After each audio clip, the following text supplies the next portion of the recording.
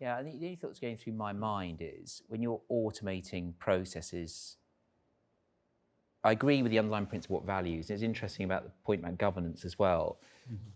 And hearing James's points around it has to be an iterative process. The thing that slightly concerns me about it is when you're automating a process, you're not actually in control of what the output's going to be in, say, 12 months or 24 months' time. Because it's defined, but you're not, because it's the conduct of a human in a physical world, your conduct is everything, right? You're defined by how you conduct and how you convey and how you express yourself, everything else. When you automate that through data exchange, through binary forms, you don't know what the end objective is going to be at some point. And I think that's the challenge, isn't it? Because the values you're creating today in an organisation, the people change. And the question is the governance structures that you need to sustain that in an automated world. And I'm not sure that many organisations have that structure. I mean, it's interesting hearing what you've got at Vodafone, but it sounds like a very mature position to be in. But in the organisations that I talk to, certainly in the consumer space, I'm not too sure that many are as progressive as that. No. And even thinking about that, because it's defined about the current leadership. And that's not where, essentially, where the systemic process is going to take you. And I'm not sure really you've got those governance processes in place. That's what I'm thinking as I'm hearing everybody talking. And maybe I'm being pessimistic in that, I don't know, but... it's probably the classic difference between the kind of principles and values and then operationalizing it. Yeah, absolutely. You know, which is absolutely the challenge, is that it's very easy for us to have a conversation about what we should be doing, but then turning that into action on the ground, particularly in large organizations, is I'm about to get there. Hard work. After So yeah, I mean that's exactly the point. So we are somewhere on that journey, not necessarily fully mature yet, but kind of So we published kind of like an AI principle framework. Then the obvious question is, okay, and what's the mechanism for, what's the process for making this effective and measurable and, you know, assurance and audit and everything around that. And then you're immediately talking about kind of governance structures, people who are tasked with these things. Okay, so these are fairly kind of high-level principles. So what does this principle mean in this context? It gets into very sort of like a professional topic very quickly. And kind of like when I talk about the scales, I'll give you a bit of a sense. So we do something like, last year I think it was 5,600 privacy impact assessments a year by more than 100 people, many of whom are now sort of like finding themselves in this ethics space, different countries very much in different stages. So kind of how do you, when the volume situation is like that, how do you make sure that people are broadly coming to same conclusions on something as elusive as ethics? And probably one of the reasons why I'm also saying that we are just on a journey here, is that there are very few people who have any sort of expertise in this topic. I've always found it very, very good to work with data scientists, super smart people who also, in my experience, have a very strong ethical interest as well. But still, sort of like, it's not a profession. You cannot be trained to be an ethicist. Or maybe you can, but I'm not aware of it. Yeah, I mean, people... I'll get my coat. Yeah, I mean...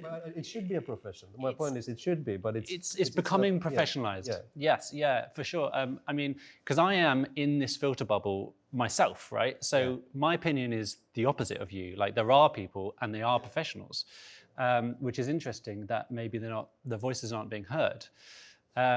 So I am seeing, like you have, like people being internally hired to do these sorts of jobs, who have these skills, and it is a skill set, right? You have to know some data science stuff. You have to know how these things are operating, because otherwise you're basically you working with a substrate that you have no idea about.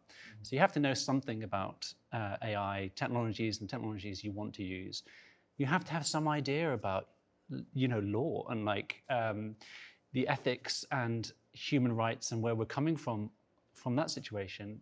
And then you have to have some sort of process. You have to have frameworks and things that you can utilize to operationalize, like James was saying, and hopefully have that iterate. And I think that's a really fascinating problem that we actually have there with, I always talk about kind of dogmatic systems. You know, what we don't want is to create a system that we're using 10 years from now and we haven't touched. Of course. That's exactly, you know, especially if it changes over time with data and it learns. You know, we talk about machine learning, but really there are two dichotomies. You know, you can create a system out of training data today, and we can also carry on training it into the future. And that's a scary place to be if we were making things that, you know, we train today and we're still using in 10 years' time and the world's changed. I think this is a very, very important point in here. And as you touching and you reflecting from your perspective, in the digital world, in technology, we are becoming experts of less and less. You know, too many knowing too much of too little, and not being able to interconnect apparently disjoint concepts, for example, ethics or sociology or psychology, which is when you awake yourself to realize, oh, this is wrong, right? Now, addressing and operationalizing things. Anybody who likes to start on that, when you move intention into action and you decide, okay, I'm gonna change, it's a great example with guidelines and a schema of what's right and wrong. Beyond that, when you move into deliverables that articulate these concerns. Who wants to start with that? You, James, look at me with intention. Well, if I knew the answer, I mean, it is, I said earlier, this is the hard challenge. And also where, I guess, in real time, we're working through the unanswered questions. I mean, one area that really interests me is metrics and that kind of thing, because in large organizations, you know, one way of not micromanaging everything and yet still getting people pulling in the same direction is this idea of sort of clear North Stars and metrics. How do we use those to incentivize the right sorts of behavior in this area? And it's quite a tricky one because, say at the BBC, if we look at audience-facing stuff like recommenders, we're a public service organisation, we have a whole bunch of values, and yet the primary thing we measure the performance of our recommenders on is, you know, engagement and consumption. And we could think about other things. So how do we differentiate ourselves from other players? You know, do we want to bring other things into how we recommend content to audiences? But those things are really hard to measure. Yeah. You know, there's a reason we measure engagement and consumption, because it's easy. And so I think that's one of the big challenges, because I think if we can start to do more interesting things with that and measure things that do reflect these deeper values to people and to society as well. So that's clearly for us partly about individuals and what they value, but also about the impact of what we do on society and democracy and the quality of public debate and things like that. That once we can start to get a sense of those in those metrics, hopefully that also then kind of filters through into the behavior of teams without necessarily having to micromanage everything. But why measure? Because in the very act of measuring a behavior, you are gonna transform it into a line, rectilinear, as opposed to something that is so mysterious and concentric and, you know. Yeah, and that is a very good question. I mean, measurement is fundamentally reductive. Yeah. There's also a problem with measurement in that in order to measure that I'm not being biased against you, I need to invade your privacy to know that you're a white man. Yep, absolutely. And you know, that is not trivial.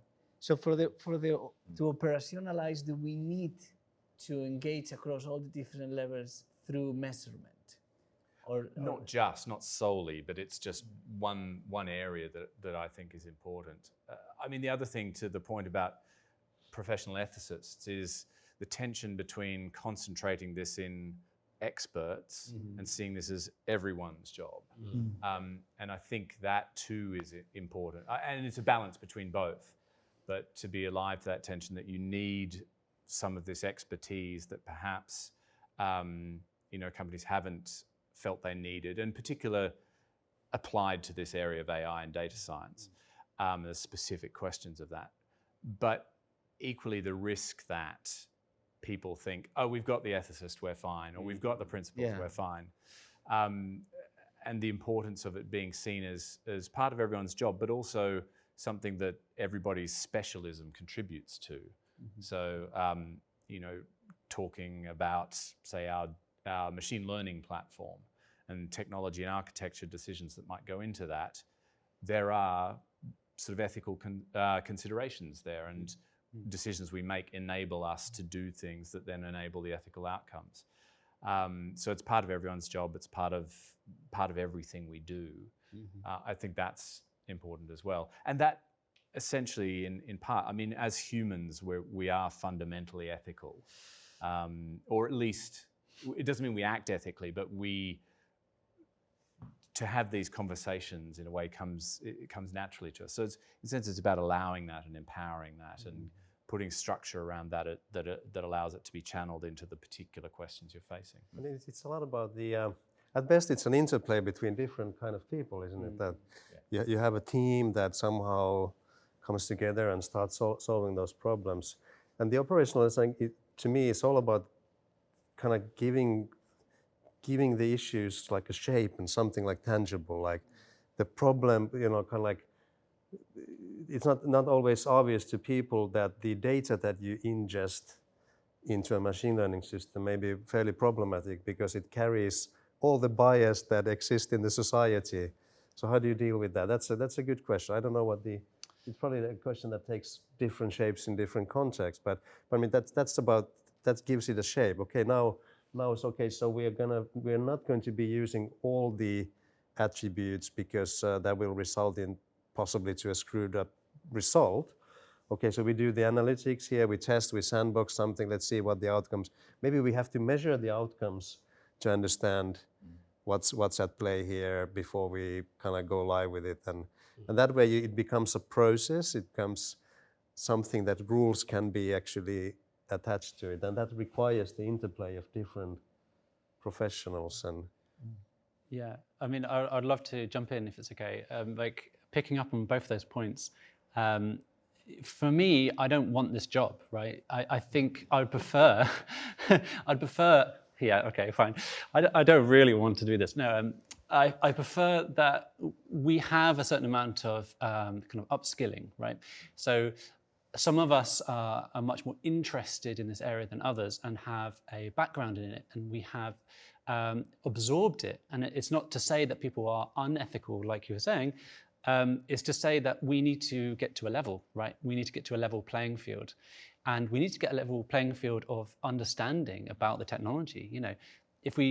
If as an institution, we have those people in our teams that actually are designers or lawyers, and they don't understand how the systems are working, not to a finite level, not to the nuts and bolts maths and things like that, but to a general understanding.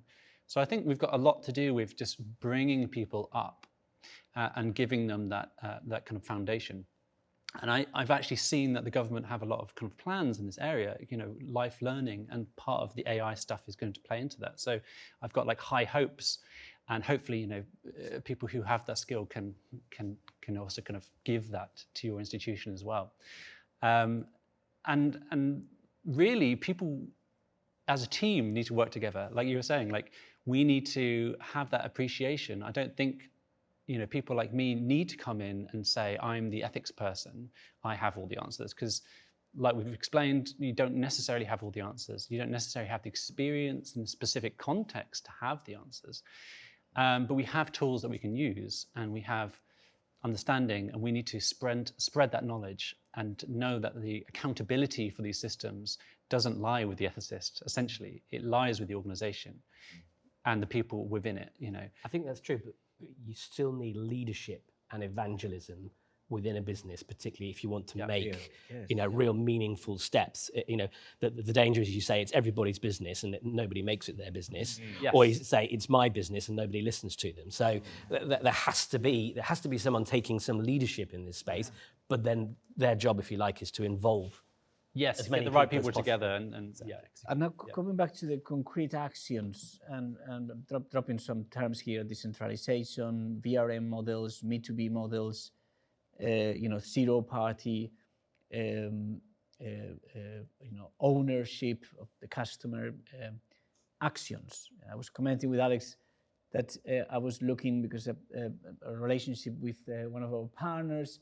They acquired a company, and this company is using a technology, and they have a concern with privacy. And I go to this company's website to read about the technology, and it says how to own your customers' data. And I was thinking, oh my goodness, that's a bad starting point. So specific actions that you guys, I don't know, in the different companies and roles that you represent, that you see projects that you are on, that you think are interesting in articulating solutions to this. Trying. Well, it's interesting the point you're going to make, so I was going to just mention that briefly. I worked in an organisation where we own the IP of the code, right? So we developed everything ourselves. And we saw this ethnicity problem coming because all technologists, quite a big tech team. And so we changed our whole recruitment process around putting a bigger emphasis on behaviour rather than technical, which sounds a bit, but we knew we had to onboard people in a certain way and develop them and train them on our own technology. So, but we put a big emphasis on behavioural. I mean, our biggest part of our recruitment process is behavioural. And then when they came on board, we spent a lot of time on culture. And throughout the week, we focused on this, so half a day every week. I know there's a whole Google model about doing projects and stuff, but we did a different approach. We mixed up the cultures. So we got them out within the rest of the teams, spending time out physically with the other teams. Yeah, so starting to develop bonds, starting to understand exactly what we're building, why we're building, etc., and constantly questioning it and asking questions the whole time. And then the other factor we built into the model was, and these are archaic models, but the principles of technology deployment is normally around people, process, technology, usual stuff people talk about, but we focus more heavily on governance. So what we do is every week we get together as a team and we talk through our governance process and understand why. The question was always why? That's in a practical sense. That's in that business, that's what we're doing all the time. And then we're trying where we could, trying to filter that through the business. It's quite difficult to do in reality. Yeah. They're quite difficult conversations. The only two other points I'll make. One other point is you're assuming you've got the IP on the code. Unfortunately, these days it's very rare in most organisations I'm in, and you're dealing with third parties, and most people don't have a bloody clue. Sorry to swear, but they don't have a clue what's in that box, yeah? And they don't spend any time in the cultural element of that relationship, and they don't invest enough time in that, in my experience, all the experience I've got. And I think corporates need to grow up a bit, and they need to spend much more time on that, in my view, because I don't think people truly understand what some of these engagements, where these will end up in time, and you need to invest that time. And I think it's so important, so important. And when you engage with these technology vendors, it has to go to the top of the organisation. There have to be awareness of some of these deals you're signing, etc. That's the other part. I think it's been too transactional up to now. That's the view. The other part is your point around VRM, etc. In the organisations I speak to, I think most organisations get it. I think CEO sits there and says, yeah, that's the right thing to do. They don't know how, and it seems a scary change for them. It's clearly ethically right. It's clearly where the organisation needs to be, but how you make that step with these kind of platforms they've got sitting there, and all they hear is problems and all this other stuff. It's just the how bit is a completely it's a problem, and I think they just put it in a box then, and it's over here, to be dealt with later, sort of thing. That's I'm probably being a bit condescending there, but that's my view. Yeah. True. Yeah. Mikko. I totally subscribe to the problem that you're presenting. I think some companies are starting to have like ethics boards, where you have like very senior people there. Yeah. We have something called kind of like I think the name just changed, but it's something like reputation policy board. Very senior people. So things that you won't see sort of like a spreadsheet of a business case, but some kind of a often with an ethical angle, and then the very senior leaders will talk about it. I think they are very sort of like aware of the fact that a wrong call may actually be very detrimental to the brand of the company, to the reputation, the customer impact it may create. But then it's kind of how does it then filter down to the middle management, to the middle management is squeezed from so many different dimensions that kind of like where the rubber meets the road, it's a challenge. And I also think it's not that companies don't understand about making ethically good and bad choices and the impact on their reputation. I think to your point, John, what maybe they don't understand is how important data increasingly is becoming in terms of that risk profile. You know, 'cause it's just not new. You know, PR and maintaining your company's reputation on all number of fronts, whether it's, you know, modern slavery or, you know, your buying, you know, negotiations with your partners. There's lots of areas, but the increase in data and the use of data, you know, there've been some high-profile, you know, data leaks or misuses of data that have come out, and you can be sure that when that happens, it gets the attention of the board. Yeah. To your point, how do you pull that up more proactively? That the data risk, particularly when we're involving, you know, algorithms and AI, that actually is quite hard to understand sometimes. But that risk profile needs to be surfaced, not just the risk to the business, but obviously the harm that it can do, and that company might be seen as actively harming the world around them. Giles, sorry, James. Yeah, if I could try and roll the two into a plug for something the BBC is doing. Yes. I mean, in terms of data, one thing the BBC is doing at the moment is experimenting with personal data stores. And, you know, that both is an ethical intervention, it's about kind of autonomy and user control over data and privacy and that sort of thing, but potentially it's also something that the BBC can do in its role, is to experiment and sort of, as a reasonably big player, take a punt on something like that in a way that then provides, to your point about they don't know what to do about it, some momentum behind a potential solution that could then sort of, you know, would work if others came alongside and adopted it as well. Yeah, this is why this multiverse exists, because you guys are doing that project. That's why we got to talk on pods. I love it. I love it.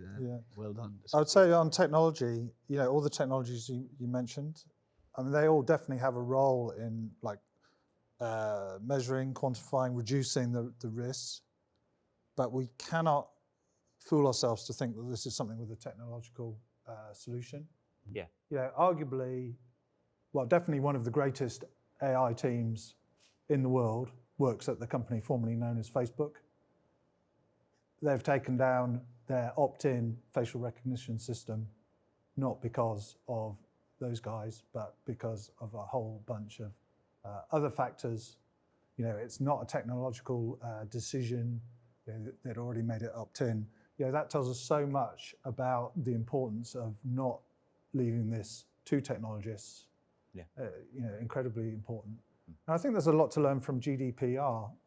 Yeah, I can remember like prior to it and the whole kind of chicken licking of like the sky's about to fall in, you know, the whole of business is going to collapse, nobody's going to be able to do anything. And, you know, we all probably got different opinion about how that has gone, but it has not, you know, the sky has not fallen in. You know, we have got through, and in all the big companies that I've worked in and have knowledge of, you know, there are now very good processes for, you know, data privacy.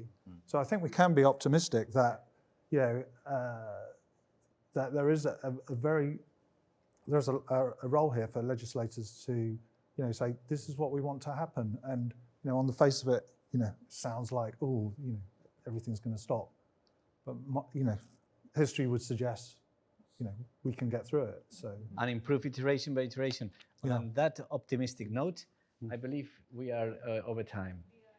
So thank you so much. I loved it. Thank you so much, guys. Thank you. Thank you.